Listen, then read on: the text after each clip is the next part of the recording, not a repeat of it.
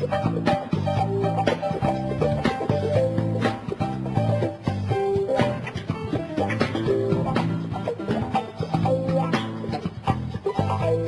right, 34 after. You know, last night, like I said, it was like waiting for Christmas Day, you know? And so it was like Christmas Eve at my house, and I decided I was going to treat myself really well. I was going to make myself a nice cup of tea, and I was going to sit down with a good book. And I did. And the book that I read last night, I didn't read the whole thing. I read most of it, though, is a book written by Janis Karpinski. Remember, she was a general who got knocked down to colonel.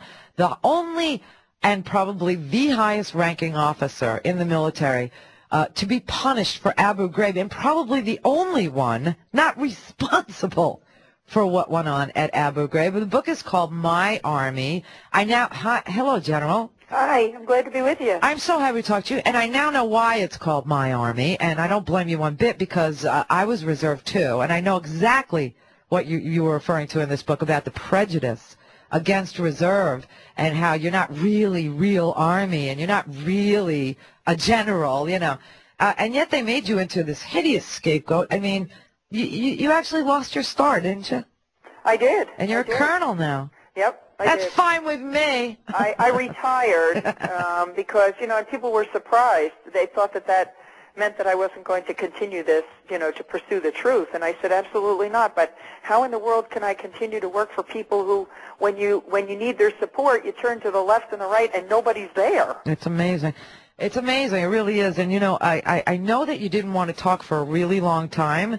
And I think that the reason that you gave was that you think this administration is so vindictive that for a while you didn't want to say anything, and now you're talking. Right, because every time I did, like, for example, early on I was speaking to the media because they were attacking my family, and you know, they didn't sign up for this, so I thought that was terribly unfair. Well, you know, Sanchez, Rumsfeld, all of them, they have a whole bank of spokespeople for them, lawyers to tell them what they should or shouldn't say. I had nobody defending me. I had a lawyer, of course, at my own expense, and I had a wonderful military lawyer, but I mean, you know, here they were ganging up against me, and every time I spoke to like a university out in California, I received another form letter cautioning me about speaking out about this, that I could compromise ongoing investigations. And I said, this is ridiculous. I am a private citizen first. And this is about my First Amendment rights. Absolutely, they're trying to get even with me. There's no doubt about it. Privately, I'll tell you how they're trying to get even with me. It's really pretty amazing. But let's talk about what happened at Abu Ghraib and talk about why you felt like people needed to know.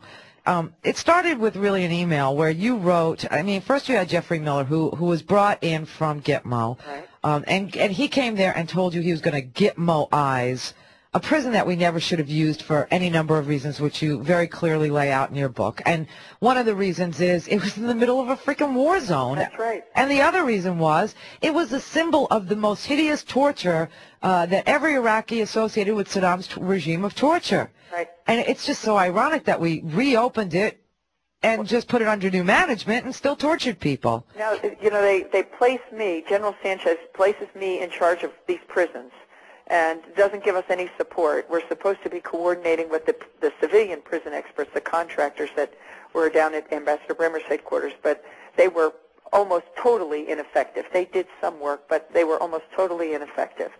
So we're faced with this new mission spread all over Iraq, and our plan was to only use Abu Ghraib as an interim facility. So I am presumably the go-to person for detention operations. And while it was under the control of the 800th MP Brigade, everything was, it was definitely an uphill battle. It was definitely austere conditions, but everything was moving according to plan. And we did hit some bumps in the road, but the soldiers always managed to succeed. Mm-hmm. Now all of a sudden General Miller comes, says he wants Abu Ghraib, and he's going to make it, he's going to Gitmoize it, and he's going to make it the interrogation center of Iraq. In the middle of a war zone. In the middle of a war zone, in the middle of the Sunni Triangle. I explained all of that to him. I thought, you know, perhaps he didn't realize that Iraq was different than Guantanamo Bay, but he, you know, he didn't want to hear it. He'd already made up his mind. He was going to do that come hell or high water. And, you know, he's denied, even in front of the Senate Armed Services Committee, he denied that he ever used that term, Gitmoize. Yeah. And fine, you want to deny it? I heard you say it. Other people heard you say it. But it is, in fact, what he did, whether he admits that he used that term or not. He did Gitmoize Abu Ghraib. And by Gitmoizing, you mean that the techniques were a clear departure from what soldiers are taught and understand. Yes, what soldiers are taught and understand is in compliance with the Geneva Conventions. So I know for a fact that the military, the soldier interrogators, up until General Miller's visit, were doing as they had been taught to do. Geneva Conventions apply.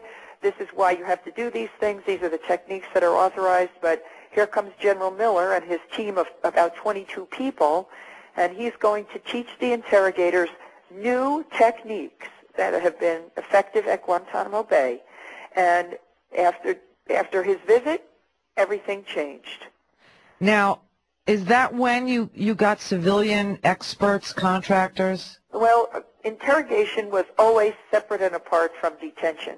And the person who was in charge of the interrogators was a Colonel Pappas. He was the commander of the Military Intelligence Brigade. He never worked for me. He lived out at Abu Ghraib. I did not. I said, you know, I had 17 different facilities, so I had to travel to all of them. Wow. But he lived out there. Yeah. And these interrogators worked for him. And then these, from when General Miller's visit, it wasn't even complete, these contract interrogators, these civilian interrogators started to arrive. And they didn't work for Colonel Pappas either. They really didn't work directly for anybody, or at least anybody that's willing to step up now and say they worked for me. And the Uniform Code of Military Justice that applies to all military personnel didn't apply to them. Most of them, according to sworn statements, had no formal training in interrogation at all. Now, they came from companies, yes? Yes. Khaki and Titan? That's correct. Now, we see that when I saw these civilians starting to arrive out there, I believed that they were, you know, every time I stopped by, and you know, I wasn't going every day, of course, but if I say I went 1 week and I saw 6 of them, then the following week I saw about 30 of them, and I said, why are they getting all these translators? Because the only civilians that we had assigned working with the 800th MP Brigade were translators. So they said, well, they started to arrive, you know, last week, and I guess they found some people that, you know, they were waiting to get them deployed. But in January, when I saw one of the photographs that showed a long view of where these photographs were taken in Cell Block 1A, right. I said to the Criminal Investigation Division commander who was showing me the pictures, I said to him, why are these translators in the cell block? He said, ma'am, those aren't translators. We believe that they're interrogators. They came in to do contract interrogations. And they had previous experience down in Guantanamo Bay, and some of them had previous experience in Afghanistan. So where did all those techniques come from? It came from their use of those techniques at those other locations before they got to Abu Ghraib. Why do you think they brought in civilian contractors? Because the law doesn't apply. You know, none of the civilian contractors have been held accountable for anything, and they're in the photographs.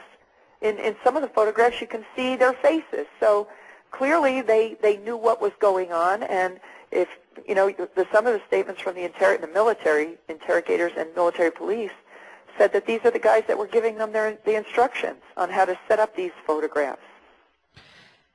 So now you have civilians. You've been removed essentially from your ability to run these prisons. Right, from Abu Ghraib. From Abu Ghraib at least, right? Mm-hmm. Okay. And you've got Pappas in charge of interrogations. Right. He's kind of shut you out. He's actually allowing civilian contractors to do interrogations.